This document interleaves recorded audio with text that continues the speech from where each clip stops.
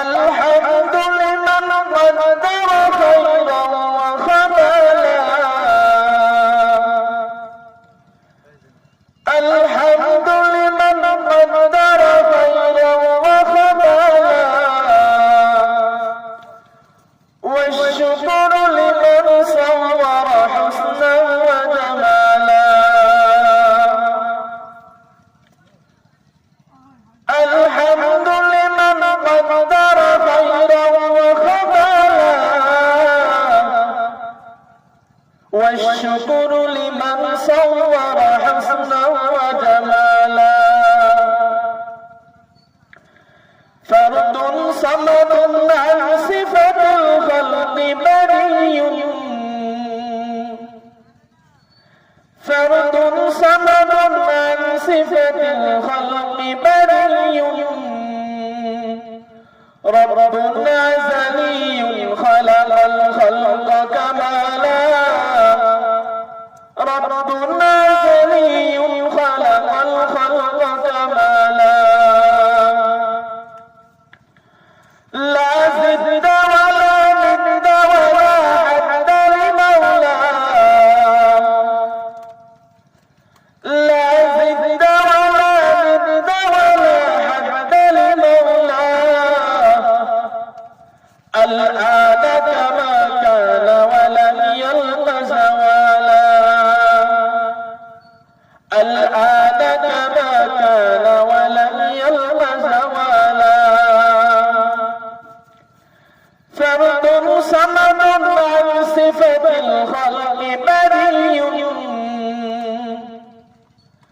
فرد صمد عن صفة الخلق بري رب أزلي خلق الخلق كمالا رب أزلي خلق الخلق كمالا الله تعالى كلام الله شريف المنتقل لمن الملك اليوم لله الواحد القهار الله تعالى قرآن الكريم المنتقل ওহে যুবকবার প্রিয়ন ফরমানি মন্দার আজকে আমি তোমাকে রাজত্ব দিয়েছি আজকে আমি তোমাকে স্বাধীনতা দিয়েছি তুমি আমার স্বাধীনতা পাইয়া তুমি আমার রাজত্ব পাইয়া আমি মাওলার সাথে নাফরমানি করতেছো আমি রবের সাথে নাফরমানি করতেছো ওহে মুসলমান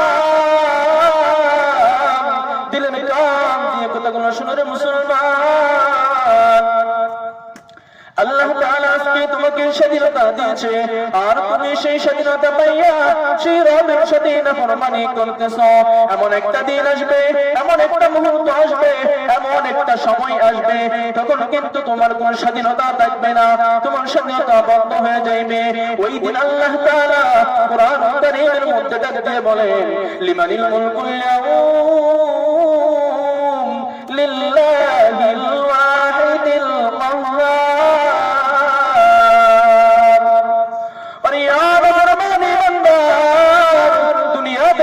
নাফরমানি করছো দুনিয়াতে আমার হুকুম মানো নাই দুনিয়াতে তুমি রাজত্ব পালন করছো তোমার যা মনে চাই তা করেছো ওরে নাফরমানি বান্দার আজকের রাজত্বকার আল্লাহ তাআলা যখন এইভাবে যখন ঘোষণা দিয়ে দিবেন যে আজ দিনের রাজত্বকার ওই দিন কোন দিন জানো মুসলমান ওই দিন হলো তোমার আমার হাসরের দিন ওই দিন যখন আল্লাহ তাআলা কোরআন কারীমের মধ্যে দেখতে বলবেন ওরে হে মুসলমান আজকের রাজত্বকার এইভাবে যখন আল্লাহ তাআলা হুকুম দিতে থাকবেন কোন মানুষ তখন কোনো উত্তর দিতে পারবে না নবী রাসূল পর্যন্ত ভয়ে কাঁপতে থাকবে মানুষগুলো সব বেহুশ হয়ে যাবে নবী রাসূল পর্যন্ত ভয়ে কাঁপতে থাকবে তখন মানুষগুলো আবার একত্রিত হবে মানুষগুলো একত্রিত হওয়ার পর হযরত আদম আলাইহিস সালাতু ওয়াস সালামের কাছে যাবে, গিয়ে বলবে ও হে আদম, তুমি তো আমাদের পিতা, তুমি আল্লাহ তাআলার কাছে আমাদের জন্য সুপারিশ করো। ওই দিন হযরত আদম সফিউল্লাহ বলবে নফসি নফসি, আমি পারবো না। হযরত আদম আলাইহিস সালাতু ওয়াস সালাম বলবে তোমরা যাও যাও, মুসা কারীমুল্লাহর কাছে যাও। যখন মুসা কারীমুল্লাহর কাছে যাওয়া হবে, মুসা কারীমুল্লাহ বলবে নফসি নফসি, আজকে আমি আল্লাহ তাআলার সামনে কোনো কথা বলতে পারবো না, আজকে আমি আল্লাহ তাআলার কাছে সুপারিশ করতে পারবো না। তখন মানুষগুলো আবার দৌড়াইবে। হযরত মুসা কারীমুল্লাহ বলবে তোমরা যাও ঈসা রূহুল্লাহর কাছে।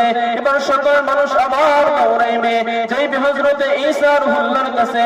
হযরত ঈসা রূহুল্লাহর কাছে যাওয়ার পর হযরত ঈসা রূহুল্লাহ বলবে নফসি নফসি, আজকে আমিও পারবো না, আমিও পারবো না, তোমরা যাও হযরত ইব্রাহিম খলিলুল্লাহর কাছে যাও। মানুষগুলো আবার দৌড়াইবে। হযরত ইব্রাহিম খলিলুল্লাহর কাছে যাওয়ার পর ইব্রাহিম খলিলুল্লাহ বলবে ওরে মুসলমান, আজকে আমিও তোমাদের জন্য কোনো সুপারিশ করতে পারবো না, নফসি নফসি, আজকে আমি ব্যর্থ, আমি আল্লাহ তাআলার কাছে সুপারিশ করতে পারবো না, কারণ আল্লাহ তাআলা আজকে মহারাগের গণিত হয়ে আছেন। এইভাবে যখন বলবে সর্বশেষ সকল মানুষ দেখবে একজন মানুষ সিজদায় পড়ে কান্না করতে থাকবে।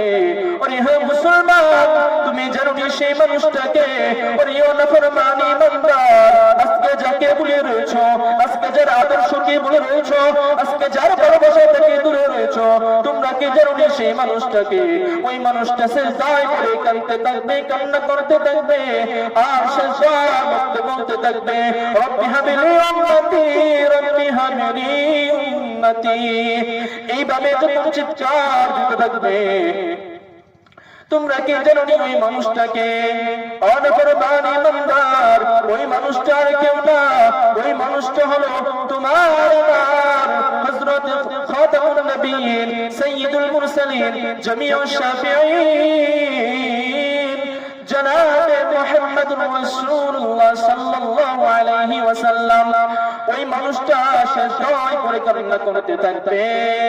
কিন্তু মুসলমান, যেদিন তোমাকে তোমার সন্তান বলে যাইবে, যেদিন তোমাকে তোমার মা বলে যাইবে, ওই দিনের অবস্থা এমন ভয়াবহ হবে, ওই দিনের অবস্থা এতটাই ভয়াবহ হবে, সন্তান তার বাবাকে বলে যাইবে, বাবা তার সন্তানকে বলে যাইবে, মা তার সন্তানকে বলে যাইবে, সন্তান মাকে বলে যাইবে।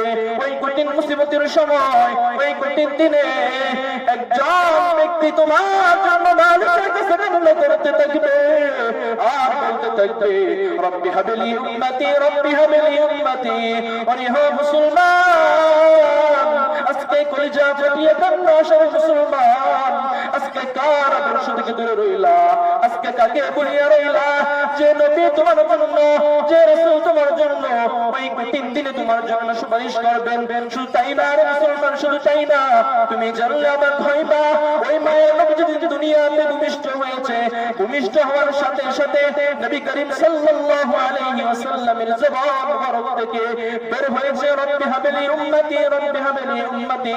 শুধু তাই না রে মুসলমান, মায়ের নবী খাতামুন নবিয়্যিন সাইয়্যিদুল মুরসালিন জনাবে মুহাম্মদুর রাসূলুল্লাহ সাল্লাল্লাহু আলাইহি ওয়াসাল্লাম যেদিন চিরবিদায় নিয়ে দুনিয়া থেকে চলে যাইবে, সেদিন মায়ের নবীর চোখে পানি। হযরত জিবরাইল আলাইহিস সালাতু ওয়াস সালাম মায়ের নবীকে প্রশ্ন করলেন, ওরে ও মায়ের নবী, আপনার চোখে পানি কেন? আপনি কি আল্লাহ তাআলার সাথে সাক্ষাৎ করতে চান না? আপনার চোখে আজ পানি কেন? আপনি কি হযরত